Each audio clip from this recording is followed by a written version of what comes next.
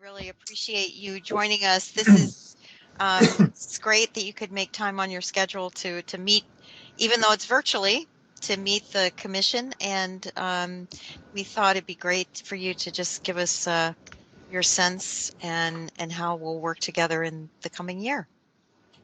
For me to do this, and I'm coming here with, of course, with open mind and receptiveness. But the most important thing is I'm coming here with open doors, virtual doors. So you know where I live, and you can always reach out to me and tell me what you think should be addressed, how the board should be reacting to the many technology related challenges. And if you have seen the board meeting yesterday, we had already like 2 or 3 items right the county board. So for me, one of the most important functions or jobs that I see for me having is to make sure that you get a good flow and reliable flow of information, of being included, and of hearing from your county board what we want to be advised on. So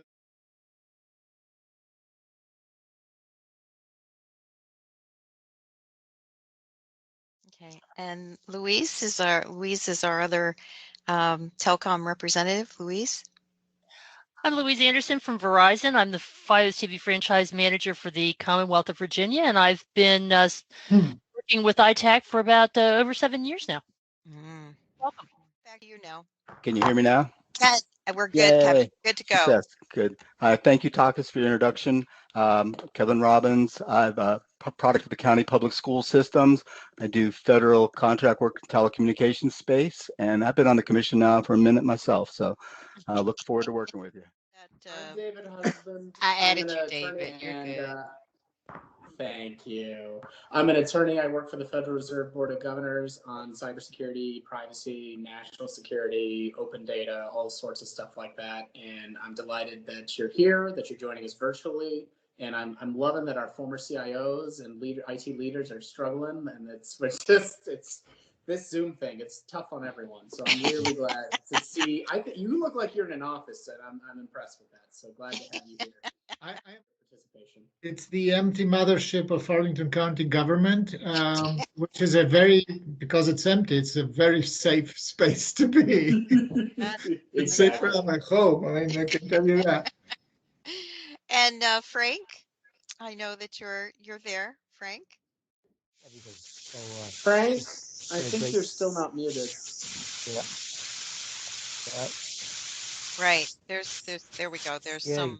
There we go. APS has been a fantastic partner, and we're working on a number of efforts, and Roger's here to talk about some of the things we're doing. And we've got our staff, which is an evolving issue, which we really need the commission's guidance on as we start to move down this road. What does this mean, privacy and security? So Great. All right. Well, I'm assuming, Takis, that you'll take a few questions before you if you want to depart after. Jump into that. But other than that, if you want to ask me things, I am here. You can do that now, or you can do it anytime you want. All right. Wonderful. Well, we probably do have. I'll take chair privilege, and just there was in December. Frank and I received a notice about how the board was looking at how it organizes itself. And one of the things that particularly Mike, but the rest of the commission as well, had worked on in terms of the digital framework, adding an element to the strategic planning. So just wanted to see if there was in the handover from Christian to you, whether there was any discussion about that, or whether the board is looking at perhaps adding a digital element to the strategic planning framework, or where that stands. Not yet.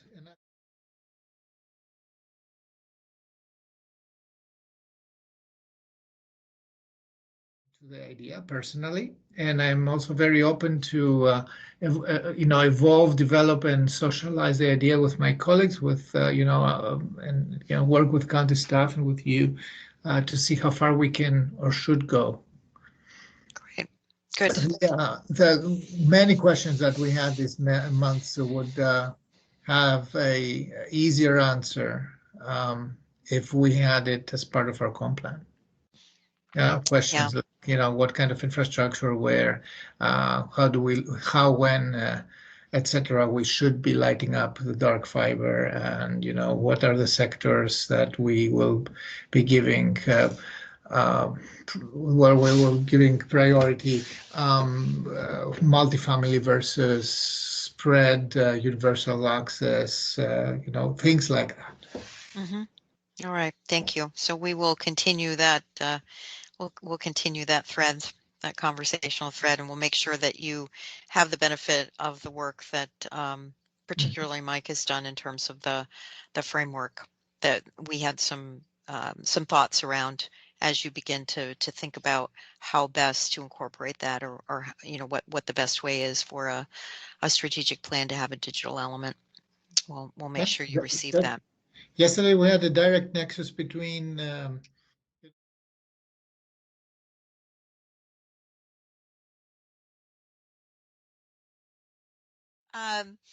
I'll open it up.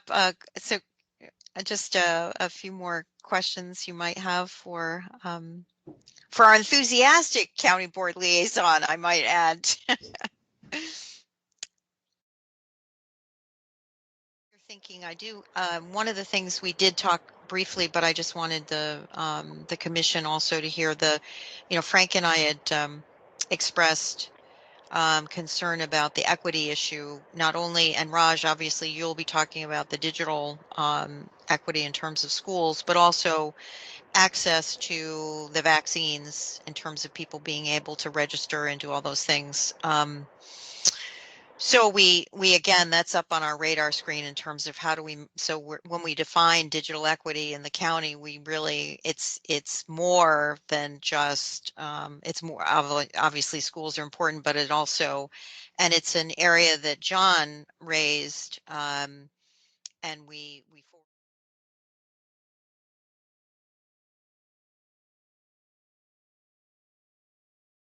and how can we support that? So that's the transitional change and challenges we are seeing. But coming back to the project that Jack actually talked about, the CBRS one, the 123 Connect Me one, our goal is at the end of the day to ensure that the students don't have to leave the safety and security of their homes and actually are able to connect to the systems and are able to really take advantage of complete instructional exercises without the bandwidth or the capacity being a problem. That is really the focus. So we're trying to focus on the fact that we want to do these tests inside the buildings with kind of variations of the styles of architecture we're talking about. So those are, I want to put them out there. Yeah, one thing that's happening too, we added, which is unusual for a technology project, we've engaged a behavioral consultancy company called Lift Innovate out of California. And what they do is they do, yes, I like here. But what they're doing is they actually introduce this, they're developing, want to release this shortly to the parents to say, this is what you need to think about when you go to work. And they're working and they're leaving the kids to, fend for themselves. And what they're saying is, you got to make sure you've had something to eat. You got to sit down. We want to grade kids in terms of they have an equal way to get access. I don't know, Raj, you want to talk a little bit about that, or Laura? No, I think that the biggest takeaway we wanted to do was like I was talking to Jack, and I also brought this back to this committee at one.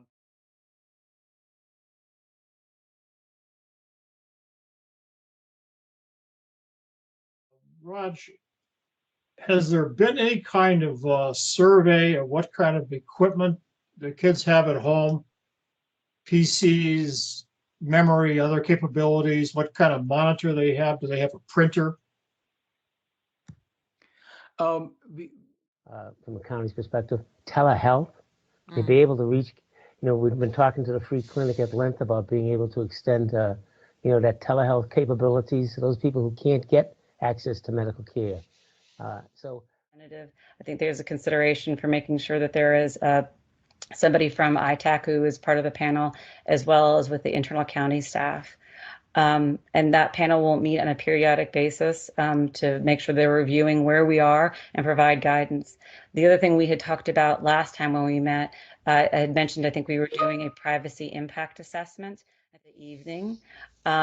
We are not looking to be in an area that is more of a neighborhood setting, because we need the data that could potentially generate the use cases.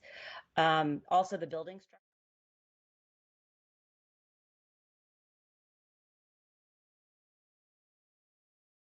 The question being asked at a high level is, how does technology assist with the deployment of public safety resources?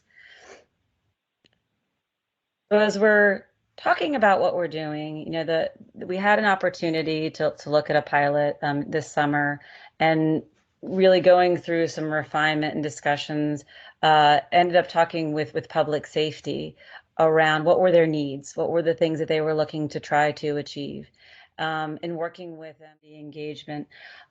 We are working right now with our comms person to create not only a website, a project website, but also an additional FAQ document that will allow people to understand and be better versed of what it is we're doing and what we're not doing. And a little more, I mentioned the 4 use cases. We will be very focused on data related only to those use cases. So we're not going to be capturing the text data about anything else that is not specifically related to the use cases that we've defined. What we're doing, and if hopefully you've gotten a sense as we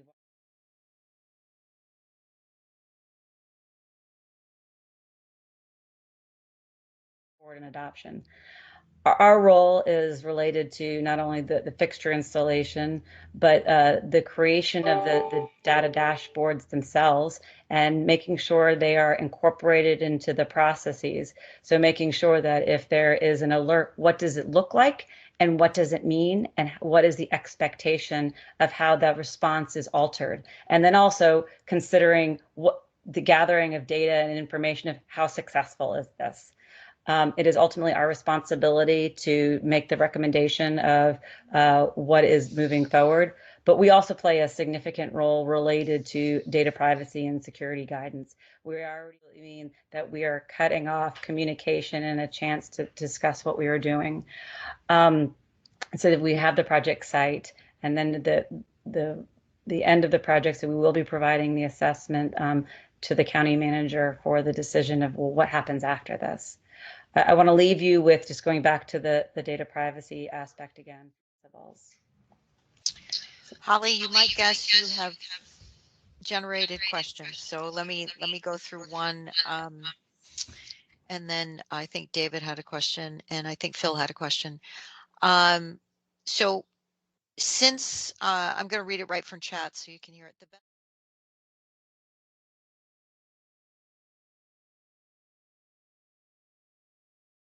Comcast came forward with us, Doug Guthrie out of Comcast Corporate, and he said, we want to work with you guys to develop a partnership that's not only just for Clarendon, but something that could be scaled for all of Arlington, it could be scaled for the entire country. And too often in a particular area, we define the requirements and we know where we have where we want to start the process. So privacy by design implies that it's built in during the design phase. And so a data privacy oversight panel should be contributing during the design phase. And what I'm hearing is the design has been going on for a year. Maybe. Anyway. Well, I'm going to wrap this. I'm assuming that this will, Holly, if I'm looking at timeline, it's March or April. And elements, how do we make sure we incorporate it into the process? So we'll be diving into that while they're installing the hardware. There will probably be a little bit of time where, okay, here's what our use cases were here with the hardware inside. Let's kind of test against it to make sure what we expect. Wow, the guy, Luis Da Silva, is the leading expert on cybersecurity, IoT, data privacy in the country, if not the world. He's been contributing to this. Comcast, Doug Guthrie, will talk to you about the fact of what they've been doing. So this has not been.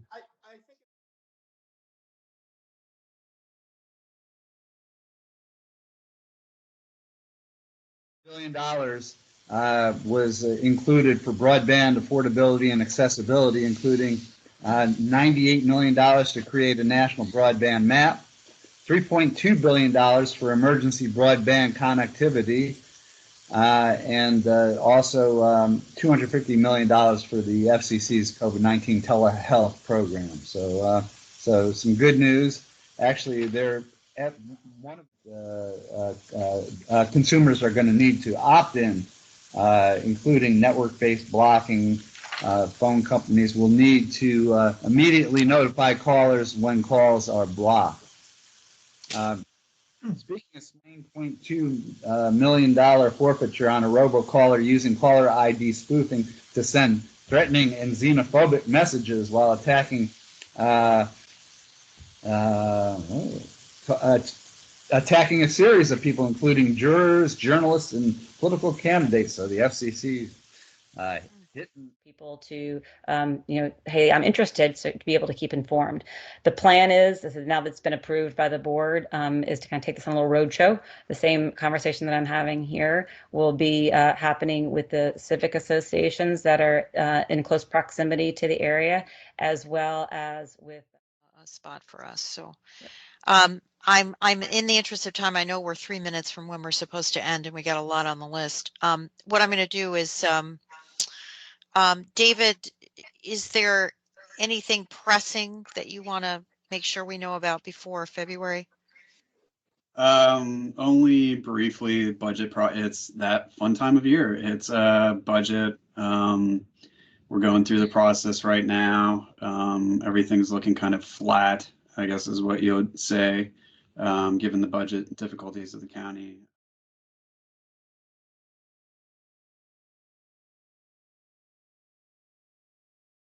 Call people. So I think this issue is going to become a big issue in the next few months because we got to get the vaccines out. Wow. Okay. All right. Well,